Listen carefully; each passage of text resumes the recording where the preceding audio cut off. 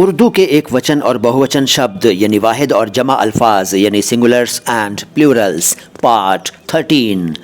दीन धर्म, अदियान, ज़िहन मन, अज़हान, रुकन सदस्य, अरकान, रूह आत्मा, अरवाह, राय विचार, आरा, ज़ौज ज़ौजा जोड़ी, पति पत्नी, अज़वाज सबक पाठ शिक्षा, असबाक सबब कारण, असबाब, शेर या शेर दो लाइनों की काव्य रचना, अशआर या अशआर, शजर पेड़, अशजार शगल काम धंधा, अशगाल शक्ल सूरत या चेहरा या रूप, अशकाल शय चीज़, अशिया शख्स व्यक्ति, अशखास साहिब श्रीमान, असहाब और साहिबान